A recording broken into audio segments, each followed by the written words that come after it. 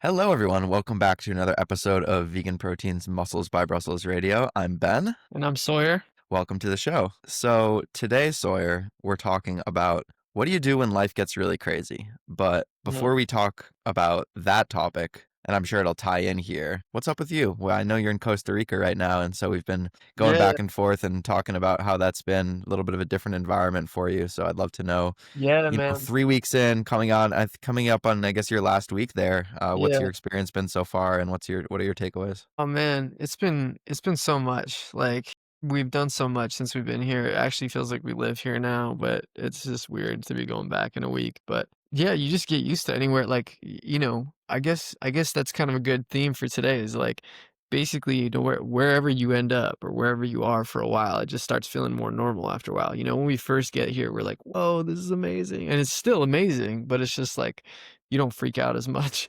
Um and we kind of just get more used to being here and like figuring things out. And I think as long as you remain open to whatever the setup is of where you're at, you can find out a way to be like pretty good. And what's interesting is that I've, for my entire fitness journey, pretty much since I was like 19, I started tracking calories and everything. I've tried and I can't track here. It's the weirdest thing, man.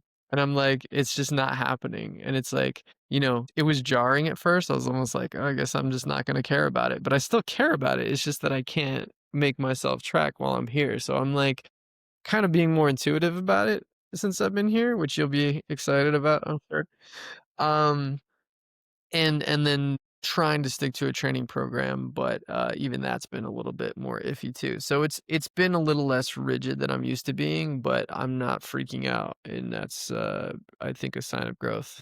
So that's pretty cool. It is interesting because I know you and I know that tracking is something that works for you. It's generally not a big life stressor and, it Yeah. brings you more comfort and security than it does negative things. So it's interesting being put in an environment where it kind of forces it upon you and you Yeah. don't really have much of a choice. So given that, what kind of like habits or things have you still been focusing on, even if you can't be as precise with what you're doing? Mhm. What has kind of like been, I guess, what have been some anchoring points for you with nutrition? Yeah, good question. It's funny because these things kind of sometimes synthesize themselves, and then you have to like look back and be like, what have I been doing? So I guess one thing is that I'm trying not to just indulge idly. I don't want to just be like bored or just like snacking just to snack or anything like that. And I'm trying to eat filling meals. So I'm trying to eat things with protein and fiber. I'm trying to, if I notice myself getting hungry, I'm going for those things first instead of snacky things. Because if I just go and have at some chips or something like that, it's like, where does that end? You know what I mean? So and I'm also trying to see if I can, end up losing some body fat while I'm here. I don't know how successful I've been. I don't have a scale, but it'll be interesting to see how my weight has changed over the course of the month. So yeah, I guess I'm trying to get full with lower calories, but I'm also allowing myself some, we've been eating out and like I don't obviously I'm not tracking meals.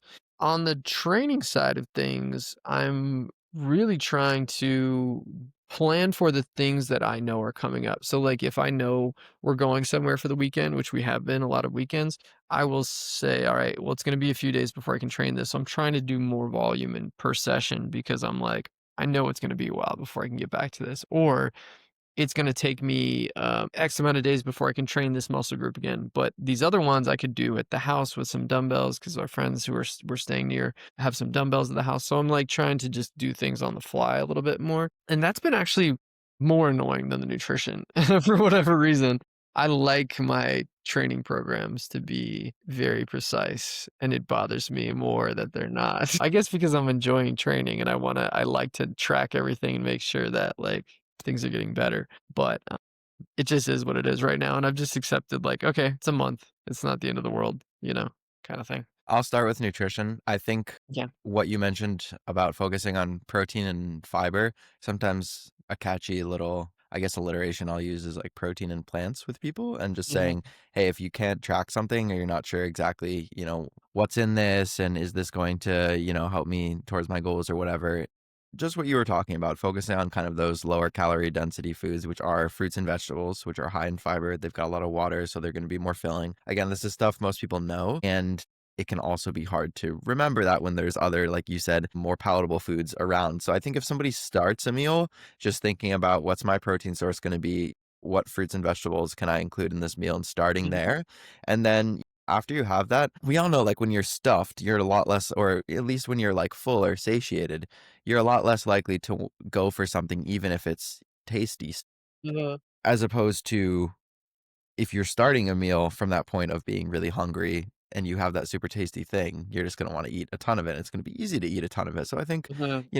you're taking a smart approach to it, and you're not just saying, "Okay, I can't track, so, all the habits that I typically do are just out the window," right? Like, Yeah. you're still doing a lot of the things you would be doing normally, Mhm. but you're being, cautious as well because, if you are concerned that, "Hey, my hunger or my cravings are gonna get the best of me," Mm. then trying to kind of dampen those down a little bit by choosing foods that are, what are going to be in alignment with your goals just makes sense. Right, and I think the worst thing you could do is try to use willpower, like, every time you go, you know what I mean? Like, if you're just like, "Oh, I'm just not going to eat snacky foods, like, when I'm hungry at all," or anything like that. Like, you have to address that hunger. That's a stressor that needs to be addressed. It's like, being sleepy and trying not to sleep. It's like you're going to do the thing, so you might as well do it in the best way possible and not guilt yourself into, like, not doing it, you know what I mean? So I think a lot of people treat hunger like it's, like, optional almost, or, like, that they can just, like, portion control their way to,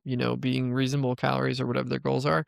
But, I just don't think that's possible. I think long term, you need to get really good at getting full with fewer calories, and then one of the themes I wanna talk about today is, like, regression to the mean. Whatever you're doing most of the time is going to be how your body ends up looking, you know what I mean, and how feeling and all that stuff. So, if you can remember that, like, you don't have to be perfect. You can just think, as long as I have a system that, like, I naturally kinda go to most of the time, if I'm improving over time at getting lower calories, for in this instance, getting lower calories with more fullness, then I'm going to get leaner over time just by the pure and simple fact that I'm getting better at eating fewer calories but staying full. That's a really good point, and something that I thought about while you were talking was, okay, let's say you find yourself in a scenario where you're faced with the choice of a couple different options, and yeah, there might be, you might have to use a little willpower and say, I'm gonna go for the option that I think is going to be a little bit,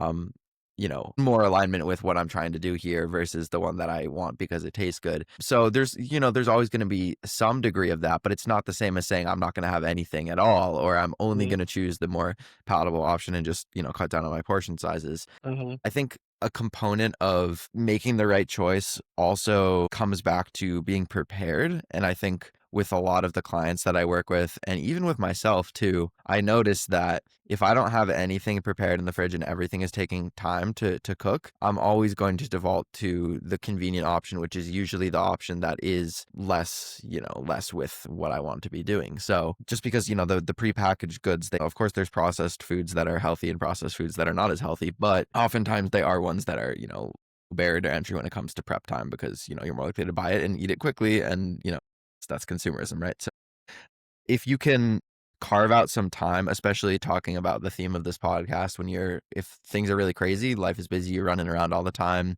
or you're just in a new environment, having something that is already prepared and that's cooked that you can go to when you are hungry and you just need to grab something and go, I think is a really valuable thing to do. So whether that's on a weekend or a weekday, if you can find some time to batch cook a recipe, or you could find 15-20 minutes here, even if it's just, hey, let me cook some rice and veggies, throw them in the fridge, and then I have them for later, or whatever it mhm, is. mhm, That's going to be super helpful for those times where, hey, I just need to grab something quickly and go. But the thing that I'm grabbing is something that I've already pre-made and I know, what's in it. And it could even be stuff that you batch cook when you really have time and put it in the freezer. And then it's like a freezer thing that you can heat mhm, up whenever you need it. So I often find that taking advantage of the time that you have and filling it with ways to like save time later, it's almost like you're banking that time and you're yeah. then, being able to cash in on it when you really need it.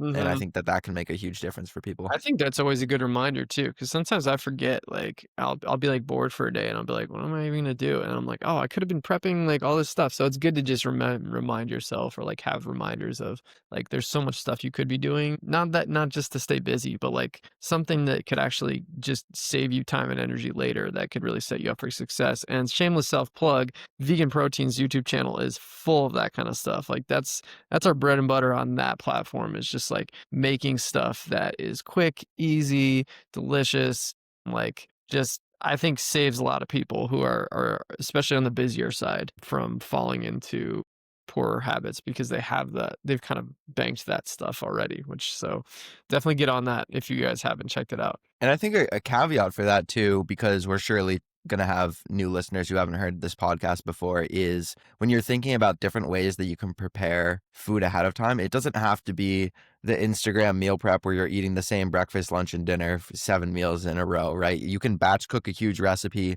figure out the macros of that entire recipe, and then just divide it as you take it, or divide it as it needs to be into Tupperware, and just have Uh-huh. those on hand. You can batch cook proteins. You can pre-cut your fruit and veg. Like there's different ways to save time. That doesn't mean that you have to be a robot and do the same thing every single day. It's just, hey, when I'm going to have a meal, I Uh-huh. can mix and match these different things, or I can take one of these recipes that I've made and slot this in here. So, I've heard people say on both sides, like whether that's meal prep doesn't work for me, or, flexible dieting doesn't work for me, I need to just eat the same thing all the time. Like there's Uh-huh. different ways to apply these strategies. There's not a Yeah. one size fits all. That's exactly what my other point was going to be, aside from aggression to the mean, is that you have to be open. Like, there are a lot of people I work with who are trying to kind of recapture something from the past, like something that worked for them or something that felt really good for them at a time in their lives. But their lives had just changed so much since then. And so, if you're kind of stuck on something that worked for you one time, it can inform really good things. It can help teach you about yourself. Like, for instance, if, yeah, like you said, how the meal plan versus like if it fits your macros kind of thing, like somebody can kind of know which one stresses them out more, which one feels better to them, and they can lean more in that direction. But if you're trying to recreate something and it's not really clicking into your life the same way it did, you have to just roll with that. You can't be like on for a month and then off again for 2 months and then on again for a month. Like that adherence issues like that are the clearest sign of like the plan you have right now is not working. It's usually not that the people don't want it bad enough or whatever. It's usually that something that they're doing is like a thorn in their side that they're trying to ignore, and it just eventually gets the best of them, and then they beat themselves up about it and they go back to it. But you have to keep exploring and experimenting with new things. And I like what you said about like, okay, well, how do we like systematize? Like, how do we create a system that works for you? I think we always have to be thinking about that. And if you ever get to the point where you're starting to realize, oh, there's some adherence issues happening here, that's really the red flag or the canary in the coal mine of like, okay, that's if it's consistently happening anyway, it's probably something I need to change, like about the system that I'm using, instead of thinking or like internalizing it and like shaming yourself. I just don't think that's productive, you know?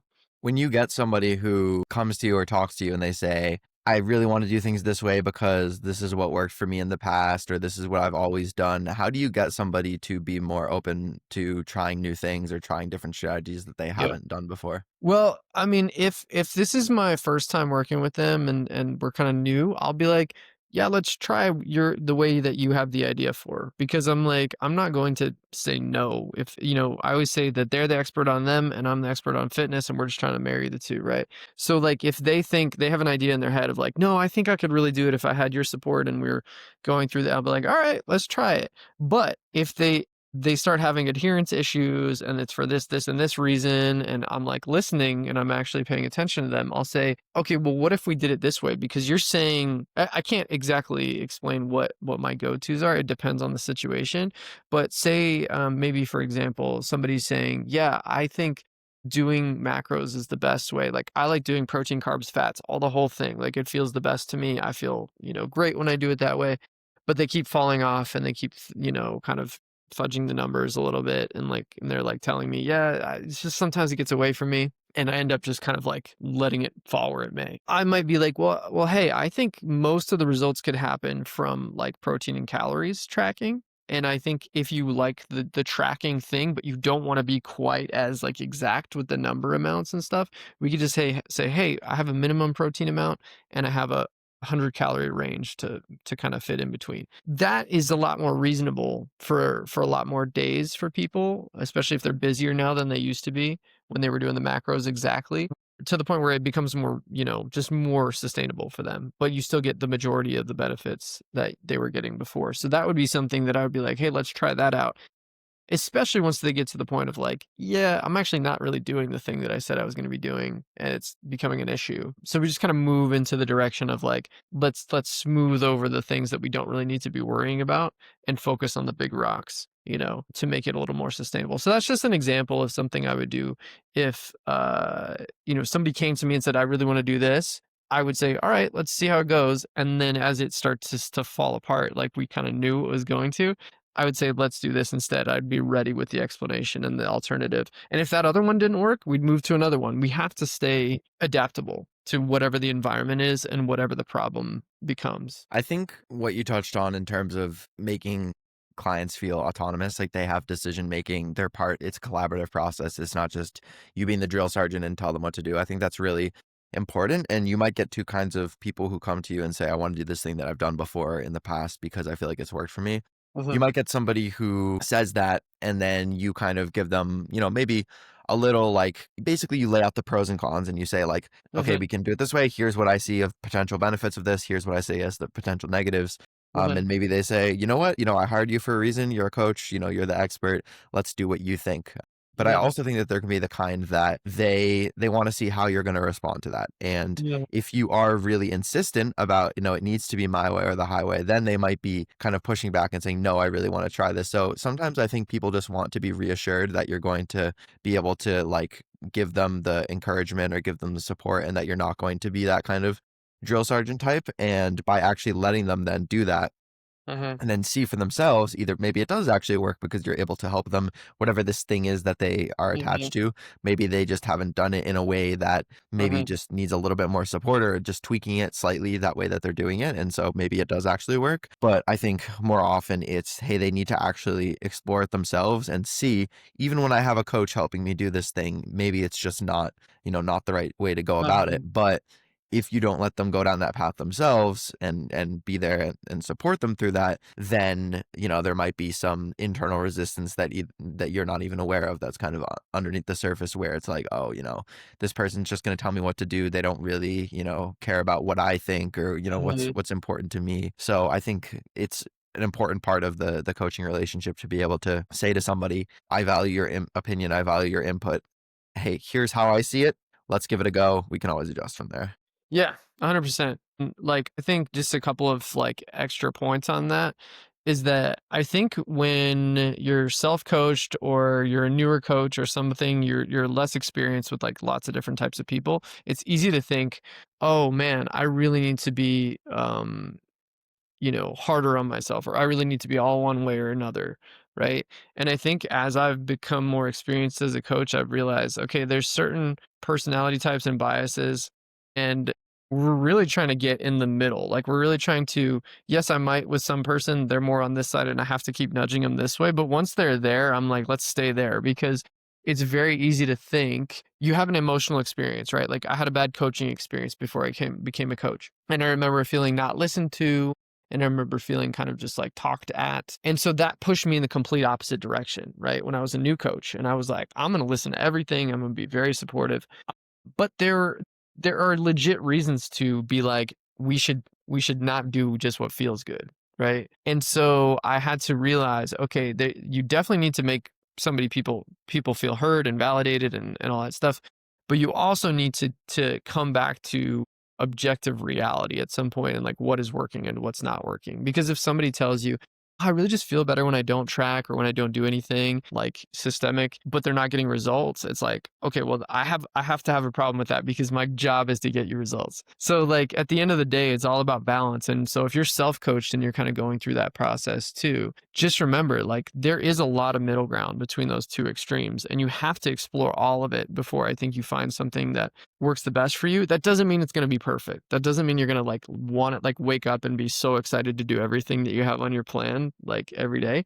But if you don't experiment, you're gonna end up thinking that you need to fit a square peg in a round hole time and time and time again because it worked for you at one point in your life for like a couple of months or whatever. And you'll end up missing out on all this other middle area that can be really beneficial to you, and you'll have a way better time maintaining and making progress with than this one strategy that kind of worked but didn't really, you know. And I think when you do find yourself in a life position or in a new environment or new context where things are kind of crazy and all over the place, that's probably a good time to I could actually see it going one or two ways. It might be a good time to lean on things you've done in the past and to Mhm, really like say, okay, this strategy seems to really suit me. Let me lean into this. But it might also be a time where, like you said, it forces you into something that you haven't tried before, and mhm, that can be a little bit uncomfortable. But sometimes it can actually benefit you. Just to, one thing that's coming to mind is I have a client who they just started college, and so they're moving from home and they're learning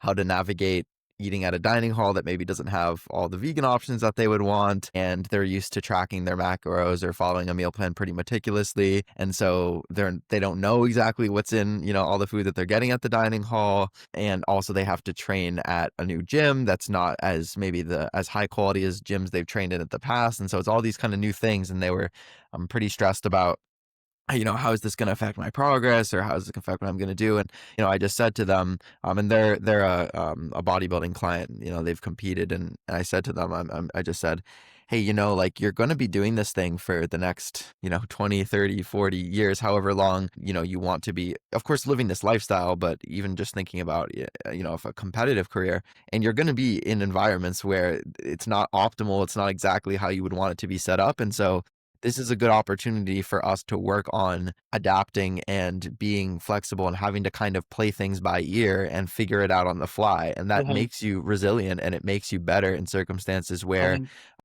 maybe you had a certain plan, but plans got thrown off. Something came up, you had to go pick someone up at a time you didn't expect to, or you had to run out to do this errand, or you had to go take a work call. Like there's so many things that could come up and disrupt the schedule or the flow that you had in your mind. And if you're not able to be a little bit more adaptable because you haven't been in those circumstances or you haven't been in those environments before and figure something out, it's going to really throw you for a loop. And then that's when you can probably just be like, F it. And, all the habits that you've built kind of tend to go out the window because I think we tend to be very momentum based as humans and as creatures. I've noticed this a lot with people that I coach. It's like when you're on a good roll and things are feeling good, you're checking in consistently, you're tracking your food, you're hitting your workouts, you're whatever, you're feeling really good about things. But then maybe you have a couple days or a week where things start to fall off and it can be really hard to get back on that course again mhm, and to feel good about what you're doing. So I think that continuing to, build momentum, even if it's not what you were doing before, that can be the hardest part is when somebody deviates from what they believe, mhm, was optimal for them, and they have to kind of like readjust their expectations. I think that's part of it as well. It's like adjusting your expectations of what is realistic for you to mhm. be able to do in this new environment, in this new context, then I think that can really throw people for a loop. Yeah, I think, yeah, we're talking a lot about the habits themselves and being open minded with those. But I think a lot of it is like emotional, mental resilience. Like it is just being able to say, all right, I can figure this out because nothing will kill your progress faster than you just being like, "Oh, what's the point? Things are not perfect. Like, I'm not set up for success here." I think it's something that's trainable too. I'm not just trying to say like, "Oh, some people have got it and some people don't," like emotional resilience. I think you putting yourself intentionally into situations or maybe even not intentionally into situations where you feel a little bit off balance, but you still manage to gain your footing again. I think the more situations you can do and that turns out well, the more confidence you will have to be able to deal with any unforeseen, situations in the future like that.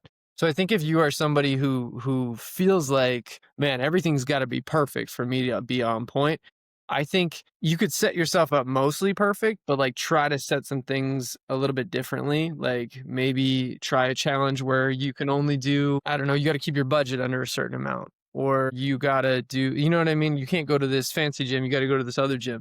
Because then you could realize, oh, you know what? I actually can still make progress in a bunch of different scenarios. I just need to be open to what I got to work with. Yeah, and I just think that's a life skill in general, you know? Yeah, and I think if you're not open-minded to trying it when things are kind of stable and, like, playing around with these different things, at least when you're taken out of your environment, like, view it as an opportunity rather than, "This sucks, this is a setback, this is, Mhm. pain in the ass," whatever it is, and viewing it as an opportunity for growth. I think Yeah, that's a helpful way to absolutely. Even think even about it. with, like, objectively bad things, like, you get injured, you know what I mean? It's like, that sucks. There's no way around that sucking, but there's also some silver linings too, which is, like, maybe you could really improve your upper body training volume while your leg is hurt or something like that. You know, it's like, there's always a creative way to look at it, and if you get really creative with that, I think that just gives people the most longevity and the most success over the long term. No matter how good their genetics are, if people are defeated the second that they, are thrown off a little bit, or they realize, "Oh, I'm not gonna be a career bodybuilder," and that now they're destroyed. It's like, there's so many other things you could be, so many other ways to inspire and achieve success, you know, financial or otherwise. So it's like, to just have, like, a one-track mind, it is a bit of a handicap if you think about it that way, actually. Totally is. I wanted to come back to the practical side of things if people are running short on time and maybe they find that they're all over the place. What are some things that people can do to kind of prepare themselves ahead of time, kind of like we talked Mhm. about, I like meal that. prepping or maybe applying those strategies to training or just life? And so I'm going to rattle off a bunch of things and then I'd like to hear your thoughts or maybe something comes up for you. So Mhm. I think just outside of the gym stuff, like let's say, you have a certain routine with your supplements and you take a bunch of them every single morning. Even just getting like a pill tray and putting them all into one thing, at the start of the week. Maybe you lay out your gym clothes or your work clothes for the week or at least the night before so you don't have to do it the next morning. If you make yourself a cup of coffee, grind the coffee the night before, get it all set up, get it all prepped in the machine next to it, whatever you're having for breakfast, maybe like lay out the different ingredients and your food scale, whatever, just like stage, get rid of ahead of time as much of the, resistance or as much of the other stuff going on that you have. Mhm. And that is going to make it so that when you actually are in the moment, you can just go ahead and execute. So that's like some out of the gym stuff. Before I get into like training in the gym, was there any other kind of random things that popped into your mind in terms of like what people can do to, prepare themselves just, for life in general, like if they're low on time? I kind of just said some random ones. I'm not sure. Maybe Yeah. nothing comes No, to I'm mind. I'm trying to think. I think maybe just having, I mean, this is probably kind of training related, but just having more equipment or more, like, maybe even appliances at home. Like, I feel like my air fryer is a hack. There's just like things that just make life easier.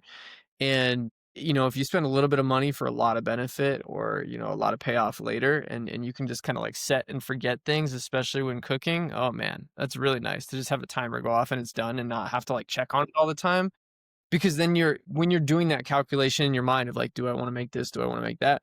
You can at least factor that in and be like, "Oh, but I just set a timer and I can go do something completely different." So there's, I think, yeah, stuff like that, where you have, like, things in the kitchen that make it easier to cook. I think that would be just, like, a big overall one, I would say. Yeah, no, that's a really good one. Like, one pot recipes, you can just throw a bunch of Mhm. stuff in the instant pot, hit start, and then you're done. That can be a huge time saver for sure. I think where I was going with the gym is, and I know you're big on talking to people about like, okay, what is the amount of, work that you need to do in the gym to at least maintain where you're at? What is it to make progress? I think both of us are probably on the same page. You could probably go to the gym once a week and maintain the muscle mass that you have. Just do a couple sets for, the major, movement patterns and, you'll probably be fine. Then I think like if you go twice a week, I think you can continue to see progress, just maybe at a slower rate than you would if you were going a little bit more frequently. And then I think once you get up to like 3 times a week, you're probably at like 80 to 90% or at least close to what you could probably hope to get for like a maximum rate of progress. Like 3 to 5 times a week in the clients that I work with, I really don't see a huge difference in terms of like how fast someone is able to progress. And I actually think for people who have really stressful and busy lives, going to the gym less, like going that 3 times a week, they might actually make better progress than if they were going that 5 times a week, just because oftentimes I think we need to match the training stress to their life stress in kind of an inverse relationship. The higher the life stress is, probably the lower the training stress can be so that they can still be able to recover and make progress and vice versa. And I think another thing that's important to say is when you're going into the gym, you might have your plan down on paper, but it can apply even if you're sick or you're feeling kind of run down. Going in there, it doesn't have to be, let's say you have 3 sets on paper for every exercise that you're doing. Let's say you're short on time or whatever it is, you're feeling crappy. Doing 2 sets instead of 3 sets is going to be a very, very minor difference. Even if you did that for weeks, you're still going to make probably close to as good progress as you would have on 3 sets. It's really more of a long-term thing. Like if you were to do that for months and months and months and months, Mhm, maybe you would see some sort of a difference, but we can't even say for certain mhm, that that's the case. And so remembering, okay, if I need to reduce my volume a little bit, if I need to use some sort of a time saving technique, especially on like an isolation exercise, like a curl or a leg extension, if that means, shorter rest periods and just a couple more sets, because like resting 2 or 3 minutes in between sets versus resting like 10 or 15 seconds and just banging out a couple more reps and doing that a few times, that's going to be a shorter amount of time taken and you're going to be able to still get kind of the same amount of work in. So I feel like there's so many different things that I'm often like giving to clients as tools that they can use. And sometimes they'll be a little bit weary. Oh, I don't want to reduce, the number of sets I'm doing because it feels like I'm taking the easy way out, or it feels like I'm not, getting my workout in. But really, you have to just look at whatever your current context is and try to maximize based on your current context. That's what I took that from Jeff yeah, Alberts of 3DMJ. He talks about maximizing your current potential a lot, yeah. not your potential of 10 years ago and not what your potential of 10 years from now is going to look like, but whatever you can do currently right now, like what is your best right now? And then Yeah, looking I at that. like that. I like how you were saying, like auto-regulation of volume basically is what you're saying.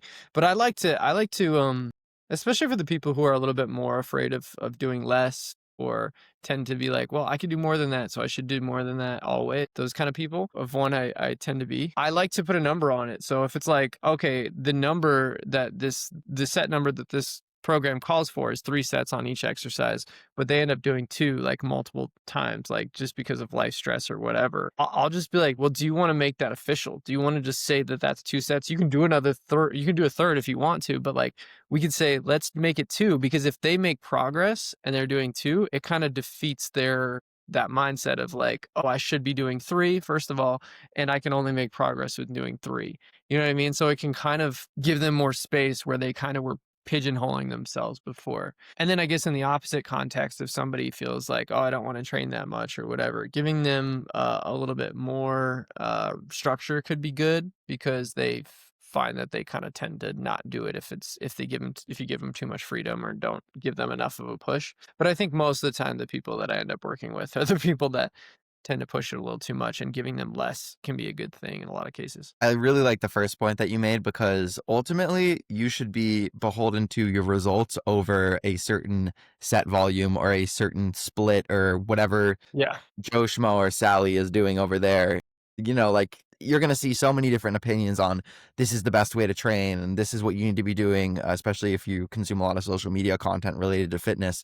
There's going to be a ton of different opinions out there because the reality is a lot of stuff can work for people. So that's why having somebody to kind of guide you like a coach to be able to say like, this is what we're doing for you, or, you can figure it out yourself too. Just like think about what are the things that align with your lifestyle? Like what do you have to work with? What does your, lean into your personality, lean into kind of your preferences. You might have to do some stuff that's a little uncomfortable, but you're going to be able to find a way to make progress that feels good for you. And if you haven't found that yet, keep trying because there is a way. Yeah, I do get worried when people get a little they take the advice they see online a little too literally, where people because here's the thing, people on YouTube, people on Instagram know that you're looking for the answer. There's one answer and it's right and here it is. But that's just not how it works. There's lots of things that can work for different people. And so yeah, I like what you said about like it needs to just be the thing that's getting you results at the end of the day. And the best way that I found to measure results over time is just strength progressions, if that's what we're looking for. And then also weigh-ins are a little bit different because you could be building muscle and losing fat simultaneously, and that can muddy the numbers a little bit. But if you have multiple lines of evidence pointing like, okay, people are telling me I look leaner, I'm noticing a flatter stomach in the morning, I'm seeing more lines, like your clothes are fitting different. Like if there's a bunch of different reasons why you can tell you're getting leaner, you're getting leaner. And so at the end of the day, it doesn't really matter the exact strategy that you took, as so long as you know the basic principles of what you're doing. So from now on, when you go and listen to these people on YouTube and you know that they're trying to like kind of sell you on an idea, a specific idea, you can just say, that's an interesting, like I still watch those videos because I'm always interested in what people are doing. Like somebody posted a video I put in my watch later list about like the lazy way to stay lean. And I'm like, oh, I'm curious about how they do it. But that doesn't mean I'm going to go and copy that exact person's thing, like everything they eat or how they think about food. I'm going to go into that with a mindset of, I know how to get lean already, and I've done things that have worked in the past, but I want to see if there's a way that I haven't thought of yet that's maybe even easier for me. And I think that's kind of how people have to approach social media is like everybody's going to say this is the way, do this. But like just think about you in that context and like would that be something even worth trying? And even if it was, it doesn't mean it's the only way to make progress. So just remember that. Everything with a grain of salt online. I think, yeah, I think that's a really nice note to kind of wrap things up on. I did want to kind of just share a personal anecdote lastly and talk about, the fact that even as a coach myself, I go through time periods where, I'm maybe got less on my plate. I've got more room to, really dial things in with nutrition or with training or my sleep or whatever it is. The last month or two, a lot of different like life circumstance stuff like moving, new partner, lots of variables coming in and out of the equation, a lot more like driving and just spending time on the road. And so, for me, I found myself in a position where I'm probably not at the gym as many times during the course of the week. My nutrition's a little bit more all over the place. And so I really have to kind of come back to like those big foundational things like, okay, I'm still following a program, I'm still progressing my strength. Maybe if it's a little bit slower than what I was used to, but I'm still doing my best to get as much sleep as I can within this context. Still trying to get some protein in at every meal, get some fruits and some vegetables, and being okay with the fact that, hey, this is probably temporary and I need to, I'm going to have to adjust to this new normal, even if it's not what I've done in the past. And that's okay. And that's something that's normal and should be expected. So if you find yourself in that position where you're in a new context or, even if you're in the same context, you've been kind of spinning your wheels, you're not really sure where to go and you're looking for some guidance, that's what we do here at Vegan Proteins. We're coaches. We help people figure out that process and get them into the shape that they want to be in so that they can live their best lives ultimately. So if you're interested in coaching, you can head over to veganproteins.com and fill out an application. We'll get back to you within 24 hours. You can also find us on YouTube, on Instagram at Vegan Proteins, at Muscles by Brussels. And if you enjoyed this episode, please be sure to share it with somebody. It really helps the podcast grow and get out to more people, spread good information, and continue educating people on all things vegan fitness and otherwise. So thank you everyone for tuning in to another episode. I'm Ben, I'm Sawyer. and we'll catch you on the next one. Thanks, Bye guys. guys.